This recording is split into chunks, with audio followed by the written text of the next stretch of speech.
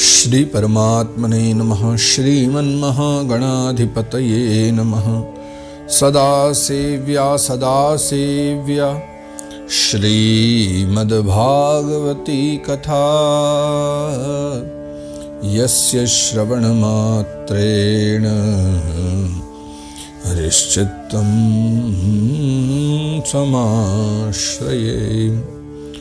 सच्चिदानन्दरूपाय विश्वोत्पत्त्यादिहेतवे तापत्रयविनाशाय श्रीकृष्णाय वयं नमः।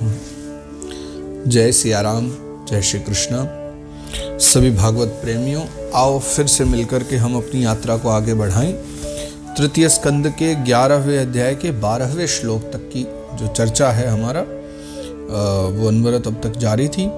अब 13वें श्लोक से आगे की चर्चा का दर्शन करें। श्री परमात्मने नमः। श्रीमन्महागणाधिपतये नमः।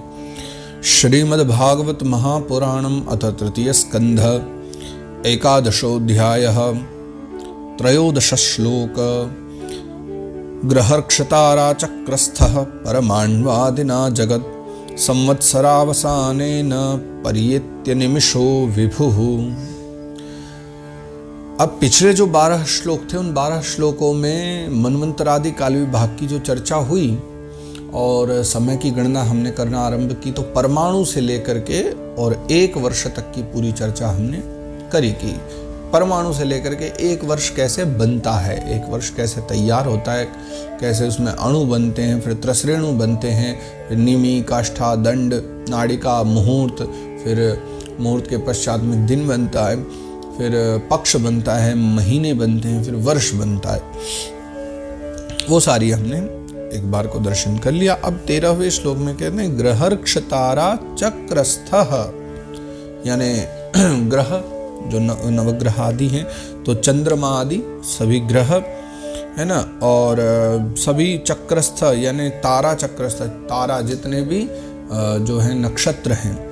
कौन से नक्षत्र? अश्विनी, भरणी, कृत्तिका, रोहिणी, मृगशिरा, आर्द्रा, पुनर्वसु, पुष्या, श्लेषा, मघा, पूर्वा, फाल्गुनी, उत्तरा फाल्गुनी, हस्त, चित्रा, स्वाति, विशाखा, अनुराधा, ज्येष्ठा, मूल, ये सब के सब जितने भी 27 नक्षत्र कहे गए हैं वो सारे के सारे अश्विनी आदि नक्षत्र है ना। और जितने भी हमारे फिर जो है समस्त तारामंडल के जो अधिष्ठाता हैं, काल स्वरूप भगवान सूर्य है ना, भगवान सूर्य ये करते क्या है कि परमाण्वादिना जगत, परमाणु आदि, परमाणु से लेकर के और पूरे संवत्सर पर्यंत यानी 1 साल के भीतर भीतर पूरे काल चक्र के रूप में ये जो 12 राशि रूप ये संपूर्ण भुवन कोश है ना, इसकी परिक्रमा किया करते हैं। यानी चंद्रमा, पृथ्वी, सूर्य, इन सब का काम क्या है? गति करते रहना।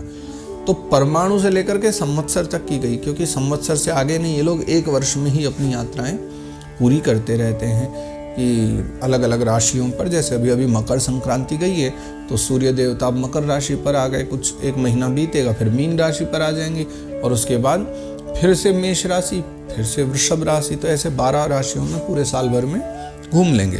तो वही लिखते हैं कि परमाणु से लेकर संवत्सर पर्यंत पूरे समय में, काल में, वो जो 12 राशि रूप पूरा भुवन है, यानी एक तरह से पूरे भुवन की परिक्रमा लगा रहे हैं है ना, और निरंतर जो है फिर परिक्रमा किया करते हैं। और आगे भी मैत्रेय मुनि बड़ी अच्छी अच्छी बातें बतला रहे हैं। तो 14वें श्लोक में कहते हैं संवत्सरः परिवत्सर इडावत्सर एव च अनुवत्सरो वत्सरश्च विदुरैवं प्रभाष्यते। अब मैत्रेय मुनि कह रहे हैं कि विदुर जी, जैसे हम कल भी चर्चा कर रहे थे ना कि संवत्सर अकेला नहीं होता, 5 तरह के होते हैं ये है ना। तो वो कैसे हैं? पहला है संवत्सर, फिर परिवत्सर, दूसरा परिवत्सर, इडावत्सर एव च, तीसरा इडावत्सर, चौथा अनुवत्सर, 5वां वत्सर।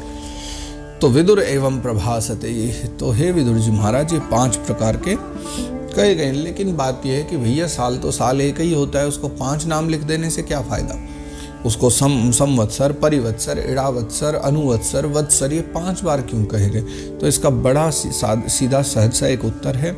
देखो, सूर्य, बृहस्पति, सवन, चंद्रमा और नक्षत्र आदि, इनके भेद से ही महीने को 5 प्रकार का कहा गया है। कैसे कि सूर्य के चाल के अगर अनुसार चले, सूर्य की गति के अनुसार चले तो जब वर्ष पूरा होगा उसको संवत्सर कहेंगे, फिर सूर्य के हिसाब से ही नया संवत्सर आ जाएगा तो नया नाम बदला जाएगा। लेकिन चंद्रमा के हिसाब से जो वर्ष चल रहा होगा कि चंद्रमा अपनी गति जब पूरी कर रहा होगा एक वर्ष की, तो वहाँ नाम बदल जाएगा, फिर उसको संवत्सर न कह करके परिवत्सर कह देंगे। ऐसे इड़ावत्सर, ऐसे अनुवत्सर। तो कुछ नक्षत्रों की चाल के अनुसार एक संवत्सर चलता है, सवन के हिसाब से एक, चंद्रमा के हिसाब से। तो उस कारण से गुरु बृहस्पति हैं, बृहस्पति भी चलते हैं तो उनके हिसाब से एक चलता है। तो ऐसे 5 प्रकार का वत्सर, 5 प्रकार के जो है संवत्सर कहे गए हैं। वो मूलतः एक ही रूप है लेकिन उसके 5 विभाग किए गए हैं। अब आगे और कहते हैं फिर मैत्रेय मुनि, यह सृज्य शक्ति मूर्धोच्छ्वशयन् स्वशक्त्या पुंसो भ्रमाय दिविधावति भूत भेदः कालाख्यया गुणमयं क्रतुभिर्वितन्वं तस्मै बलिं हरत वत्सर पंचकाय। अब यहाँ इस श्लोक में भगवान सूर्य की महिमा को समझाया जा रहा है कि वो क्या करते। तो वत्सर पंचकाय सबसे अंतिम में जो लिखा हुआ है उसका क्या मतलब है कि हे विदुर जी महाराज, तस्मै बलिम हरत वत्सर पंचकाय, कि हे विदुर जी महाराज, ये जो है 5 प्रकार के वर्षों की जो प्रवृत्ति कराने वाले परिवत्सर, इड़ावत्सर, अनुवत्सर आदि कौन है? भगवान सूर्य है। तो आप जो है ना उपारादि से उनको समर्पित करके पूजा करो। वो क्या करने वाले हैं कि सूर्य भगवान जो है वो पंचभूतों में तेज स्वरूप माने गए। यह सृज्य शक्ति मूर्धोच्छ्वशयन् स्वशक्त्या, क्या करने वाले हैं? तेजस स्वरूप है, इसलिए अपनी काल शक्ति से बीज आदि जो पदार्थ हैं, पदार्थों की अंकुर उत्पन्न करने की जो शक्ति है उसको अपने अनेक प्रकार से कार्योन्मुख करते हैं। यानी खेती में बीज बोए जाओ, जब तक उनकी कृपा ना हो जब तक कैसे आगे फलीभूत होगा।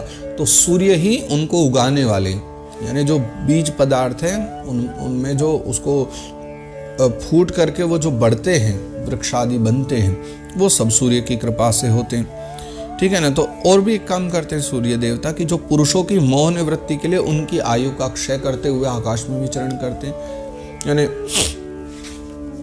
अब कोई समझे ना समझे, संसार में सबकी आयु का सूर्य देवता धीरे धीरे हरण करते रहते हैं। वो स्वयं काल रूप हैं और वो क्या करते हैं? कालाख्यया गुणमयम क्रतुभिर्वितन्वम, वही जो है ना सकाम पुरुषों को यज्ञादि कर्मों से प्राप्त होने वाले जो स्वर्गादि मंगलमय फल हैं उनका विस्तार करते हैं। यानी दोनों काम करते हैं, आयु का भी क्षय करते रहते हैं, मंगलमय सकाम फल भी दिया करते हैं, और प्रकृति में जो वृक्ष आदि हैं उनकी जो पूर्ति का भी काम है वो भी सूर्य देवता ही किया करते हैं। सब प्रकार की इच्छा भी पूरी करते हैं। तो ये सब सुन करके फिर विदुर जी महाराज प्रश्न करते हैं। विदुर उवाच, अब विदुर जी पूछ रहे हैं,